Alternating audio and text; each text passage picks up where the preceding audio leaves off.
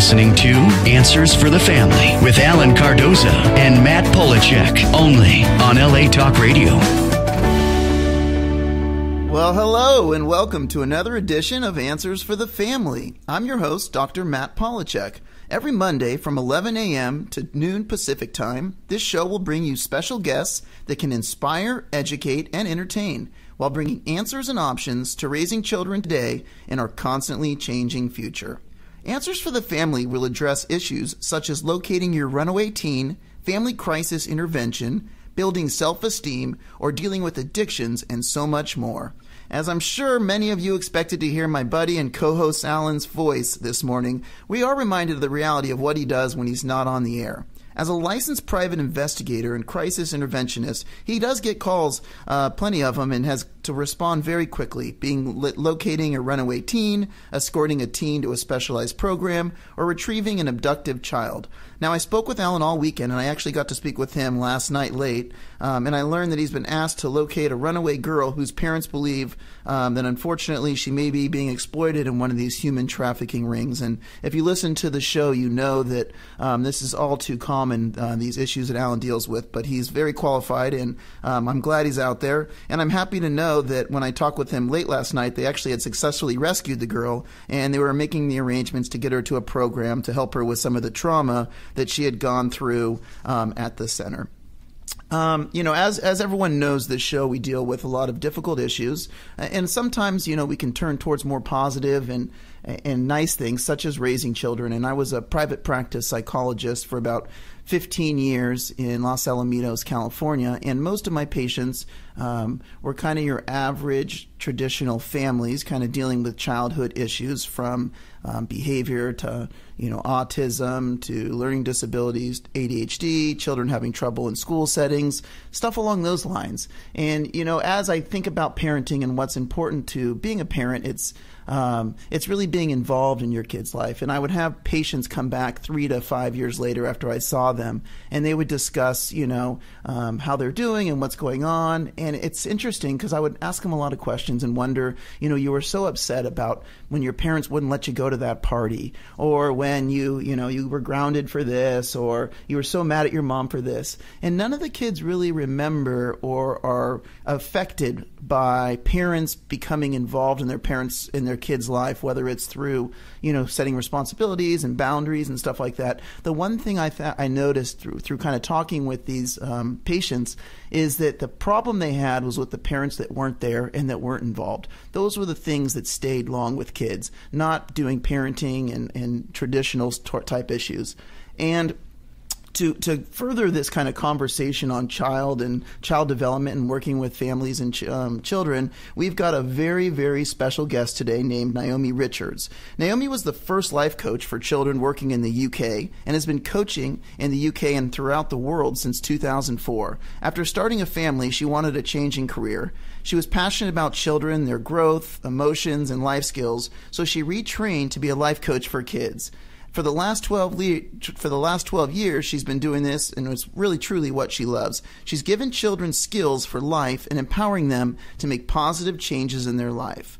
Now, for those that are not in the UK and want to work with Naomi, she does work face-to-face and does Skype coaching internationally as a life coach for children and families. She runs tailor-made workshops for kids in schools and regularly adds her thoughts on the world of children and parenting in the press and on Sky News. She's a very well-known motivational speaker for children and the author of The Parent's Toolkit, published by Random House, and also she wrote Being Me and Loving It. We'll discuss both books today. She's got a series of books on boosting mental health in children, and the inventor of the WOW Board, a self-esteem toolkit for kids, and the contribution board to encourage teamwork in families. We are very happy and lucky and to welcome you, Naomi, to Answers for the Family. Thank you very much. Glad that you asked me to be on the show. And what you had this huge life shift after becoming starting your own family. What kind of led to this idea of wanting to give back? When I grew up, I had a mum who didn't work and just took care of me and my three sisters. So she was there in the morning before I went to school and when I came back from school. And I really wanted to have that lifestyle for my children when I had them. And I thought about what can I do? What kind of business can I start that would motivate me and give me, the kind of pleasure that I could get from a job rather than working for somebody else. And when I started thinking about the skills that I had and what I really enjoyed doing, I realized that I liked working with kids. And one of the things that I was good at was being creative and problem solving. And I wanted the best for my kids and to be able to help other children as well. So I decided I mixed them all together, the problem solving and the creativeness, and wanting to work with kids. And I came up with this idea for life coaching for children in the UK. And when you say... So, yeah. I'm sorry. Go ahead. So I knew it was happening in the States, but as far as I could see, there was nothing like it in the UK. There were therapists and there were counsellors, but there was nothing that was kind of, okay, this is the here and now, how do we go forward? How do we make life better? Have you seen in the UK kind of a implosion of life coaches, or are you still kind of the rarity? It's becoming, they're becoming more and more coaches in all different areas, whether that's in the corporate world or whether that's working with families or just with parents. Some coaches have a niche, others don't. And you say that, you work with children. Is there a specific age range for people listening, or have you found a range that you enjoy working with more than others? I love working with children from 6 to about 13 or 14. When you start any kind of business, you have to try things out. I have worked with children that have been much younger, but because of their emotional intelligence and they're not quite in tune with all their feelings until around 6, it really wasn't successful for me. So 6 is the lowest that I work with, and I work at the moment up to about 13 or 14 years old. And when people listening want to know probably what specific issues you do work with kids and families. I think there's kind of been a trend over the last kind of 12 years. And I see at the moment a lot of children that have got friendship issues, whether that's online or offline, and also self-esteem and confidence. But I do also work with children that find it difficult to listen, are unmotivated, have problems with siblings or mum and dad. They find it difficult to concentrate, or their parents are going through separation, and they just need somebody else to kind of talk through their feelings and understand what is going on and having some perspective on what's going on in their life. It's amazing. We finally have a child life coach on here, and within seconds we've got a listener question coming in from Helen in San Diego. And again, we are so thankful for all of our listeners who write in, who call in, and who want to be part of the show. Helen from San Diego obviously heard our intro discussing children, and she writes to you, Naomi, self-esteem has always been an issue as it is part of growing up and finding oneself. But today the issue is exploding for reasons that should not exist. I'm very concerned about the almost total elimination of the arts, music, and PE classes in the States, meaning United States. These activities are so critical to helping kids to become more well-rounded, balanced individuals. Can you give us your thoughts on this topic? Of them not having PE? Yeah, I think the general question is, how do we, these are things I think the writer Helen was attributing to building self-esteem, and without that, where's our kind of route? Well, you know what, there are so many different ways to build self-esteem, and, in terms of, the thing is that things like PE and children getting changed in front of other children is actually lowering their self-esteem because of this comparison to other people's bodies. And children are very aware from maybe 4, 5, 6 of how their bodies look. So I think it's really important in terms of mental health and self-esteem for children to be out and active and, getting involved and learning and running and jumping and of course, PE is I think really important for a healthy body and a healthy mind. But I think here, from what I see, is children particularly don't like getting changed in front of other people. The other thing I want to say about self-esteem is that a child up to a certain age has been quite sheltered.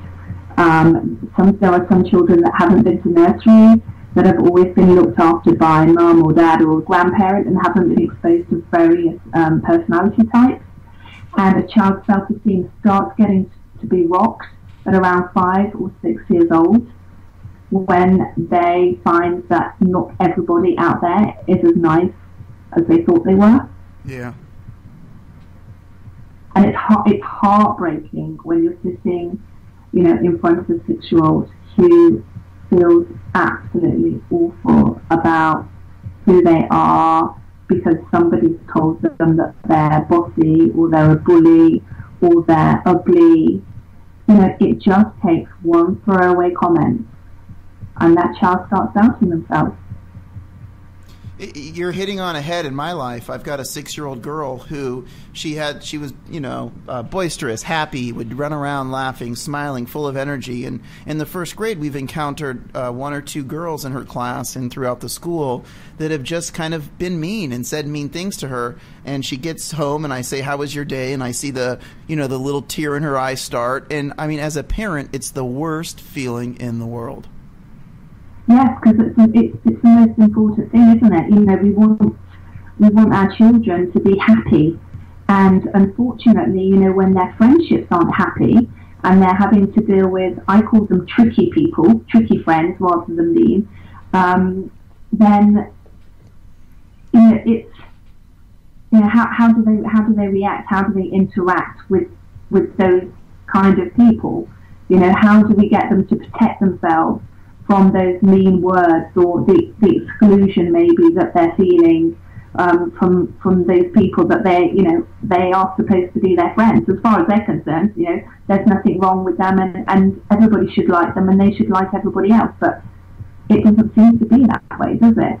No, and it's, as a parent, it's a helpless feeling, but it's not helpless now, it sounds like, with people like you in this world. Well, the thing about friendships is if you've got a child that's really unhappy with their friendships, it's going to affect a lot of their life. It can affect their concentration in the classroom. They find it difficult, to work because they're thinking about this thing and they're thinking about, what did it mean and why isn't that person playing with them? But also when they get home, it can also make home life a little bit miserable too. Is this why you think children have so many friendship issues, or is there other reasons? I think the reason why I think children have friendship issues is because they're suddenly exposed at a very young age to all these different friendship types, and it's knowing how to work with those different types of personalities. What do I do if somebody says this to me? What should I be thinking? What should I do? Should I say something back? Should I just walk away? Should I just be... I think we lost you for a second here. Give me 1 sec.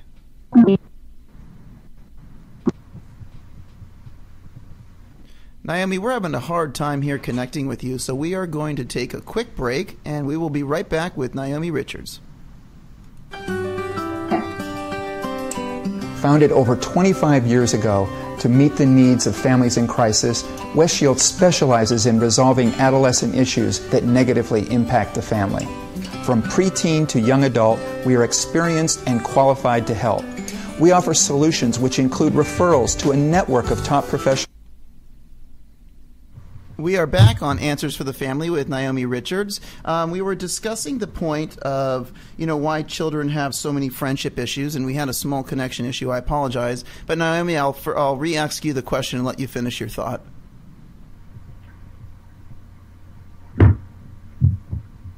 Yes, it was about friendship and why do children have so many friendship issues? I think it's because they're exposed from a very young age, when they're 5 or 6, and they don't really know how to get on with all the different personality types. They don't know how to interact, when somebody's mean, what should they say, what should they do, should they ignore them, should they walk away? And so that can be quite tough, and I think it all boils down to problem solving and giving children the problem solving skills in relation to friendship, and getting them to understand that there are so many different personality types and they will come across difficult people. And I think that's brilliant. You know, the idea of having different personalities types and skills and ways to deal with it. But I don't know that the average parent knows how to kind of talk to their kid or deal with it. So are these the type of issues that come to you on a daily basis? Oh my goodness, yes, yes. And they're the ones that I absolutely love because friendships is, you know, it's such a huge subject. There are lots of kids that don't know how to make friends. There are lots of kids that don't know how to keep friends, and there's also, you know, what does a child do if they, you know, they're with a possessive friend? How do they get away with that person? Get away from that person? How do they, you know, communicate effectively with them? What do they do if they want to be with another group? How do they leave one group and then move to the other group? So there's so many different scenarios around friendships that children need help with. And, you know, we role play. I teach them how to communicate effectively. I give them different ideas and tools of how they can interact more successfully. And just understand situations. I think one of the biggest ones is mind reading. You know what mind reading is? No. Mind reading is when children will see a group perhaps talking amongst themselves, and when they look over at those particular children, and those children think, oh my gosh, they're talking about me. And it's just getting them to see that actually, that, you know, when kids whisper, doesn't necessarily mean it's about them. They could be talking about anything, and what they need to do is think that they're not talking about them, and even if they are, they're saying something positive, not something negative. This is amazing. I mean, you know, it seems like this is the missing kind of gap because, you know, we have psychiatrists, we have medical doctors, we have, you know, licensed therapists who seem to deal with the issues once they get too far. But this seems, your role seems to be on, okay, we got an issue here. This could evolve into something worse, but by reaching Naomi or by reaching a life coach, we can kind of nip this in the bud before we get to a point where we're looking at serious interventions, medications, and, you know, I don't know, other stuff. So to me, it seems like this friendship thing. And what other kind of issues have parents brought you that you seem that are kind of in your wheelhouse? Lack of confidence, and obviously self-esteem as well. When they've got a child that, you know, a child that won't put their hand up in class, is very afraid of getting it wrong, doesn't have the confidence to perhaps make new friends as well, touching on friendships briefly, who is unwilling to try new things because they're going to fail. You know, children that are, the behaviour particularly may not be great in class, they're misbehaving, or they're misbehaving at home because they're not getting quite what they need from home. And I find that most of that time it's around time, and it's about attention from their parents too. And before we get to our first break, I do want to introduce the Parents Toolkit, which is your first book. Was it working with families that we'll get into kind of the details of the book later, but I'm kind of interested in what inspired you to write the book. Was it to fill a gap that you felt was missing, or did it come out of the work you did, or where did it come from? I had files and files and files of all the children that I've worked with, and I'd written down with every single child that I've worked with all these different tools and strategies that I've given them. And I was thinking, this is crazy, you know, parents could do with some of these strategies and tools. So let's produce a toolkit and get them, you know, get all these ideas on paper so that parents are just stuck. And I think that's you know, true. We do get stuck and we don't know where to go. So let's have this toolkit where people can go and they can pick it up. They can read a chapter, get some tools from it, and then, you know, put it back on the shelf until they need it next time. And so, yeah, I had all these ideas, and I was like, these have got to be shared. Yeah. It's interesting, as we're speaking again, I've got another person, Ellen, writing in. I was thrilled to read about your work and 2 books. We have proposed parenting classes sponsored by our PTA, that's Parent Teachers Association, and the reception has been amazing. The number one comment of parents with elementary-age children is their fear about their upcoming teen years. They are seeing parents just like themselves struggling terribly, and they're looking for answers and methods to create better outcomes. I have ordered your books to share with our group, and many of our team are listening in into today's programs. Do you wonderful. see the same fear of the teenage years?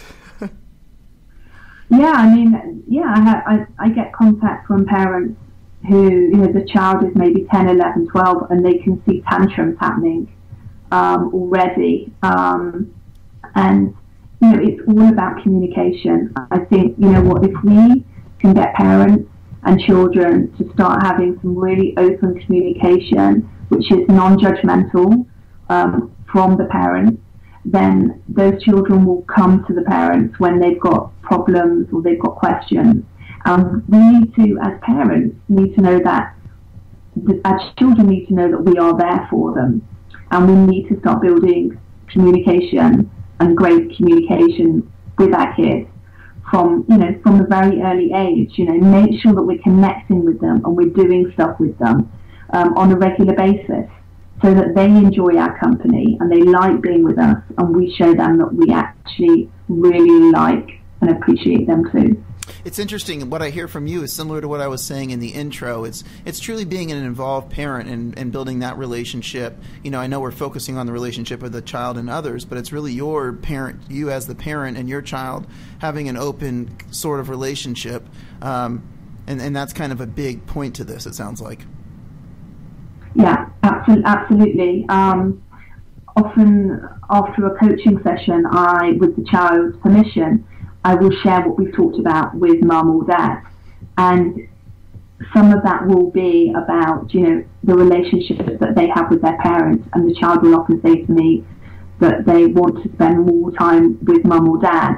And they feel that, mum or dad is nagging them, and they don't want, they ask them to do stuff and they don't want to do it.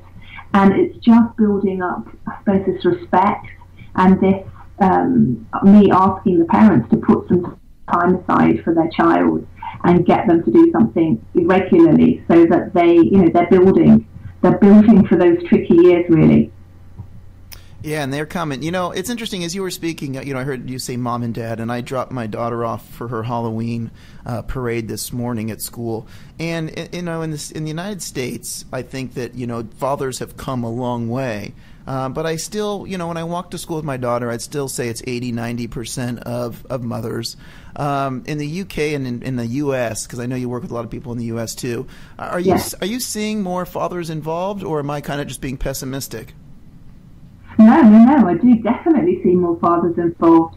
It's really interesting, actually. I've got a couple of clients at the moment where, mum started all the communication, but now I'm having all the communication with dad, because mum's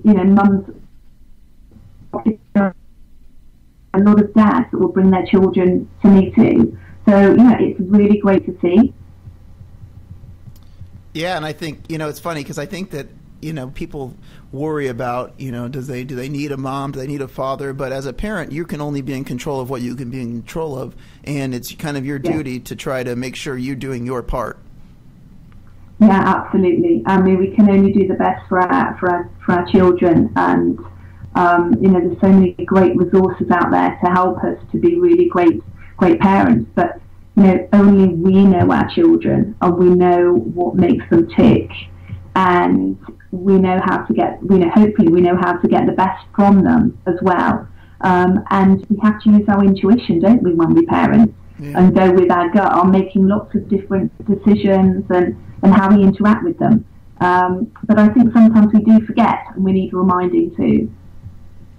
Well, we are talking with Naomi Richards. Naomi, we are going to take a quick break, and when we get back, I want to focus on the books, both of them actually. I want to talk about the Parent Tool book, and I also want to talk about Being Me. So for all of you listening, thanks for listening to Answers for the Family, and we will be right back. Founded over 25 years ago to meet the needs of families in crisis, West Shield specializes in resolving adolescent issues that negatively impact the family.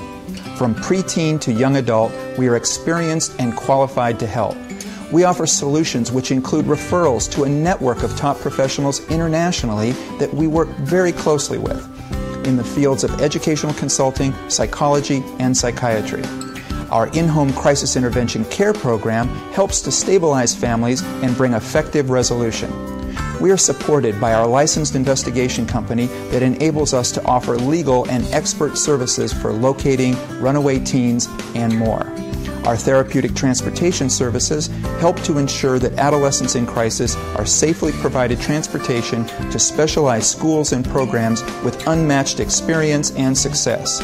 Simply put, West Shield Adolescent Services is the best solution when your family is facing personal crisis. Call 1-800-899-8585 and let us help you.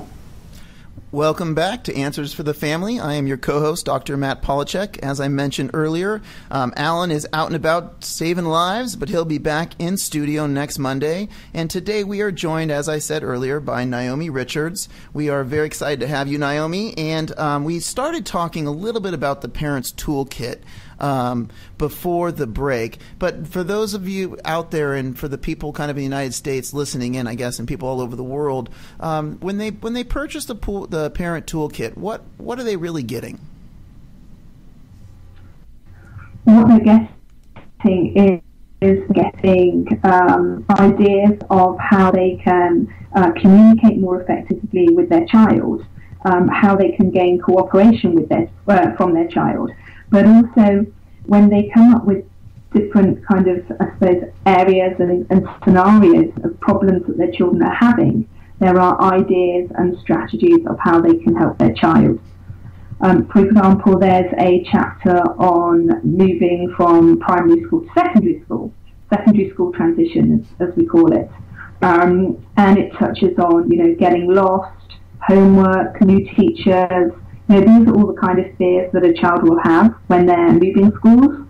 And I give them ideas of what they can do. How do they alleviate those fears? How can they talk to their children about the secondary school transition? I show them how to do homework scheduling. So, I suppose it's a bundle of ideas that they may know, but also there's some really good fresh ideas and tools that they can use. And I'm thankful I have a copy, and it really is well structured, and it's a great book. But will you briefly tell us a little bit about the terms of X that you refer to in the book? The terms of? You talk about key tools in the book, and is there a specific? Yeah, sorry. Yeah, there are tools. Chapter. The way that I display the tools within the book are very much about dialogue. So there'll be a situation of, how do you actually use that tool? What can you say? How do you say it? For instance.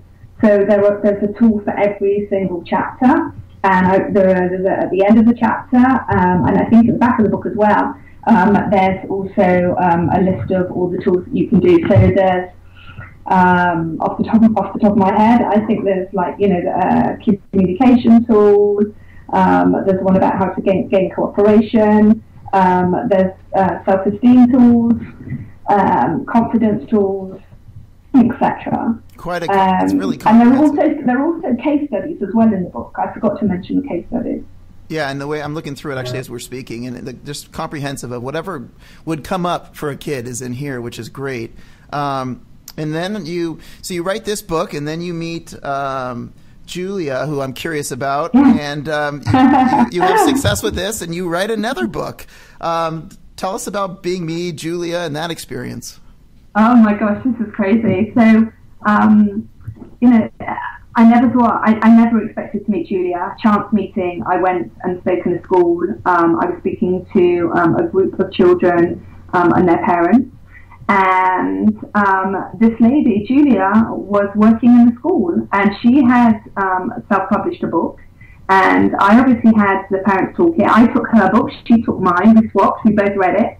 And I said, oh my gosh, I love your book. I contacted her, and about a year later, we reconnected. And she said, I really want to write a book for girls. I don't know what it's going to be about, but could you help me find a publisher? And I said to her, don't be silly, let's write the book together. So we started off with this small idea of just writing a book which was for girls, and it developed into something much more. It became 28, 29 stories. 29, 29. 29, yeah. stories, and the stories are, oh God, every time I read them, I feel something different about them. Yeah. They address, every single story addresses something that a child may go through between the ages of 6 and 13.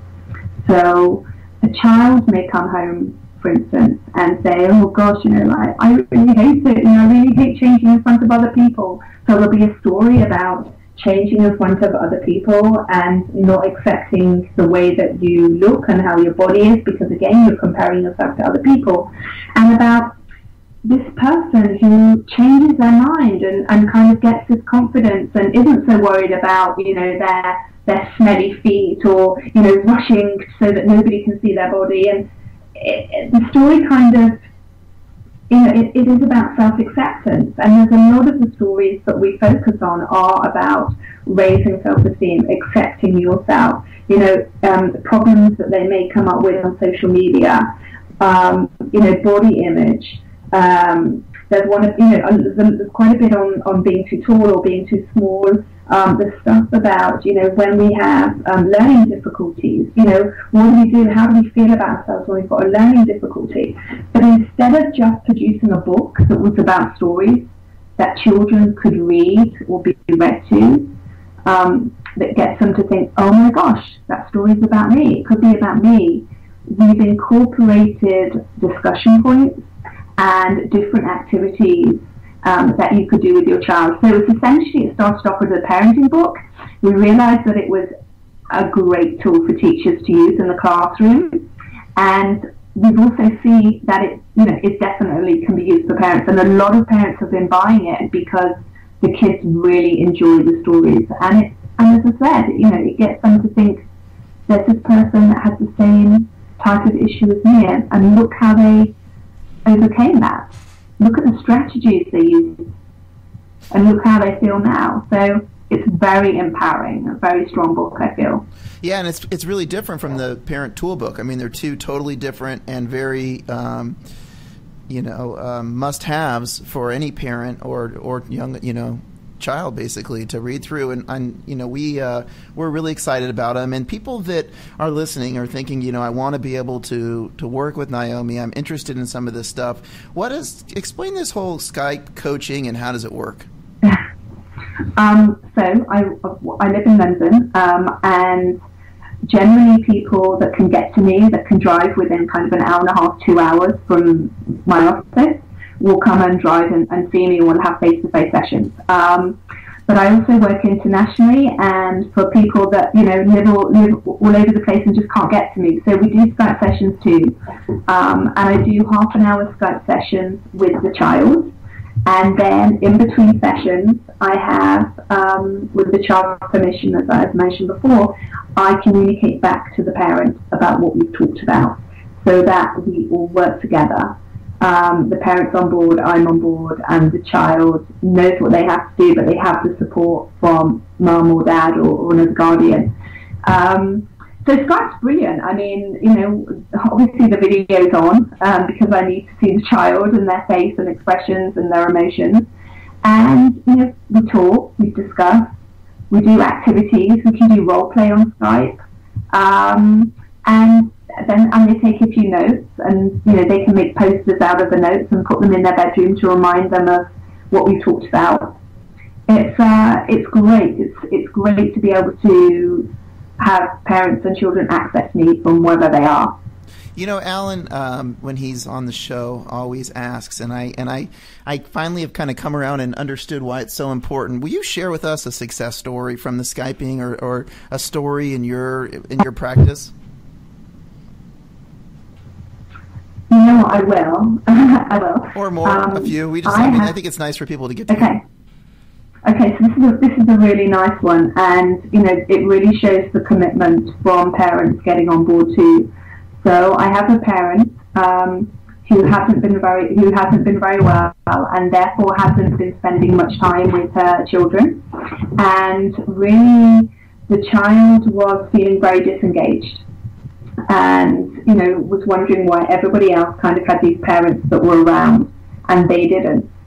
And we talked about what they needed from mum and dad, And Mum has gradually been feeling a little bit better, and I had a great session with the child. It was a Skype session, and I went back to Mum and I said, there are a couple of things that I think would be really amazing.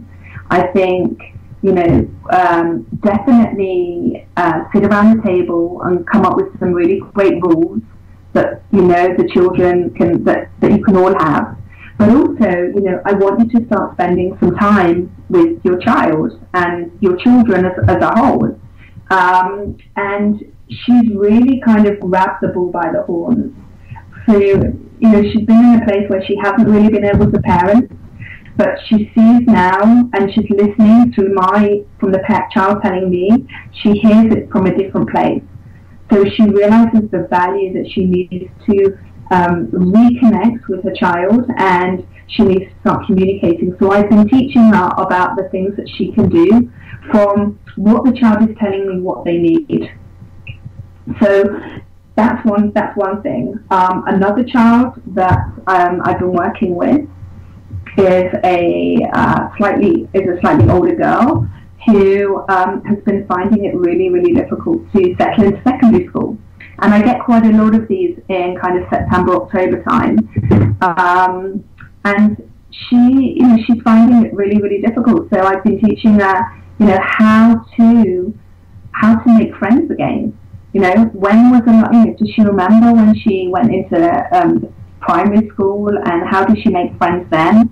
It was very much about playing next to somebody and talking to them and sharing toys. But this time, when you're 11 years old, you've actually got to make the effort. So we've been role playing, and I've been getting her to pretend that I'm a new friend, and we've been doing lots of that. And I've been making suggestions about how she can use social media effectively, because obviously using a phone and connecting on things like WhatsApp is really important. And a week later, she's come back and she's like so happy in a week, because she has set up for 4 of her friends to come to her house this week, and she's been using WhatsApp, and everybody's been very nice, and she feels so much happier. And that's what I want. That's my aim. For me, coaching kids is about, let's just get down to the nitty gritty. Let's talk about what it is that's bothering you, what's making you unhappy, what can happen, what needs to happen to make you happy, and how do we get there, and how do we get there quickly. And you know what? Kids are so receptive to this. They want to be happy, and they want to be happy now, or they want to be happy tomorrow. And that's where coaching is hugely successful in my eyes. Because they just take on board and they are thirsty to learn these new ideas and these new skills. I mean, it's just so incredible when I'm listening to you how, there's all these issues parents or kids are facing, and they just don't get addressed. They don't get discussed. We get in our routine, our day-to-day life. You come home, you throw on a TV, you have a dinner. That's a whole nother issue. I feel like family dinners are gone now at this point.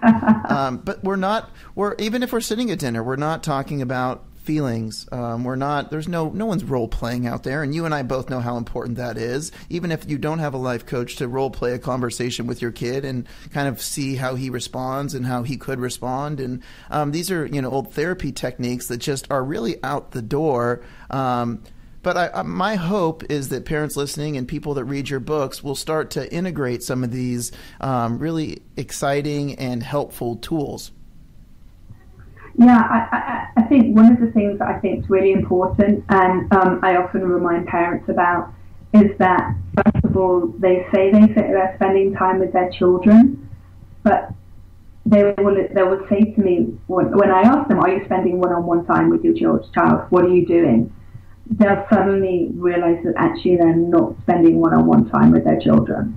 That's the first thing. I think the second thing is, when you can get to have dinner together. And each share 3 things about your day, so that, you start that communication. You can ask, that you say those 3 things, and then you can start to ask questions and delve into it more. And also, we are role models. If we start talking to our children and saying, hey, this is what happened to me today. What do you think I should have done? So let's start getting the critical thinking skills working and the problem solving skills working in our children's heads, so that they can start to see and think about our stuff that's going on, and then be able to kind of think about how they would relate, if they were in a situation like that, or in a different situation, what would they do? As you're speaking, I'm like, taking it all in and enjoying it, and I'm thinking about right now that we're in a very serious political climate with a huge election coming up, and there's such strong polarities within both campaigns, and I notice I come home and yap something, and the TV's yapping something, and my wife's yapping something, and instead of having conversations about this, it's just opinion, and there's a lot of hate, and there's a lot of anger, and a lot of emotion tied to it, but there's no critical conversation or thinking in these families, as mine, guilty, but I just don't see it, and this is a perfect opportunity here for parenting, where instead of just taking a side and spewing anger and feeling. A great opportunity to discuss what's going on in the world around the table, and to say to your child, what do you think? How amazing to be asked what I think. From a child's perspective, it's really interesting some of the ideas they come up with too. I think, talking about stuff that's going on in the news, talking about stuff that's going on in their lives, and having discussions about it is really good, and that's, for a child, when it comes to self-esteem, and having those kind of discussions and involving them and listening to them and hearing them, it's really important. Yeah, because I would guess that most kindergarten through 5th, 6th graders would have an opinion on one of the the candidates, but they wouldn't know 4 to 5 things that they stand for. So it's kind of scary, and that's society and the parenting's problem. Yeah, and the older the children get, things are being discussed in schools. They're discussing it with their friends. They're seeing stuff in the news. And that has a big impact on them. They've got all these different places, but you know what? Families and beliefs, they kind of come from home, and they need to know how we feel about things too, and we need to know how they feel. I think it's a reciprocal kind of, it's a communication thing. If there was, we're obviously running out of time. If there was one kind of advice you would give to families listening, aside from go out and buy the Parent Toolkit, is there in the other book? Is there anything that jumps off at you that's kind of an easy thing to think about that you'd kind of give for advice to parents? I think for me the most important thing is time to spend. If you can spend one-to-one time every week or every day with your child, I think that's a huge benefit. I think we need to be able to tap into, and notice changes in our children for when they need to talk. And, it is about, everything's about communication. We want our children to come to us, and we want them to be able to say whatever they want to us and trust us with their thoughts and their feelings. It seems that when they're in the playground is not quite what it used to be, or maybe we see things differently now, and with social media, that we should be the safe place for them. We should be the place that they can say anything, and we should be that place of safety and security for them, because the world is getting more difficult, and we need to provide that stability to them. They need to know that we are there for them, and we're their number one fan. And these skills you're saying are things that it doesn't take a college education or a doctor or a lawyer to be able to do. These are simply being human. Yeah, being human.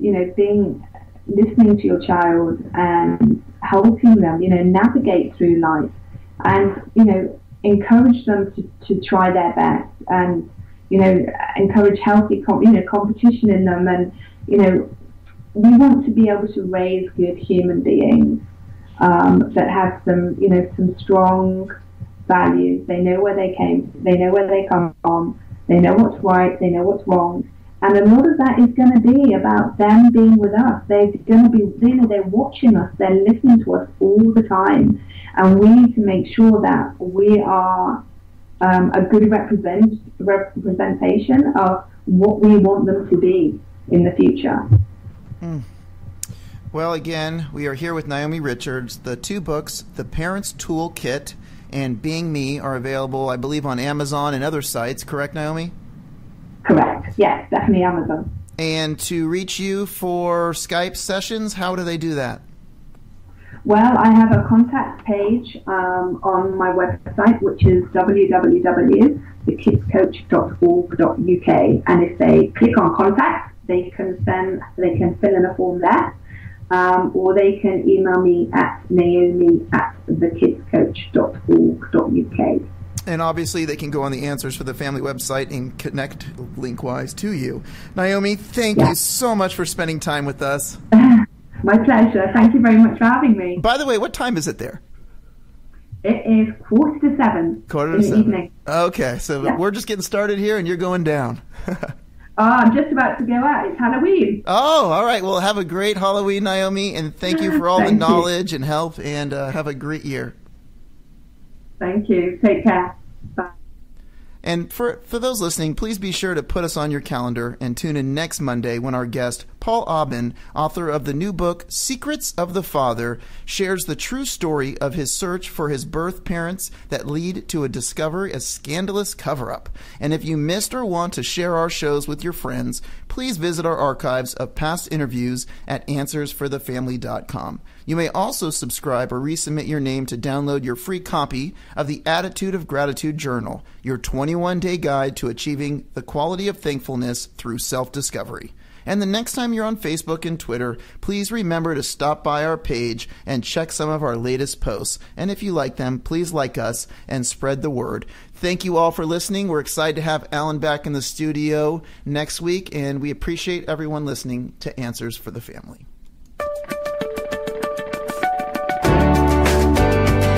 You're listening to Answers for the Family with Alan Cardoza and Matt Polachek, only on LA Talk Radio.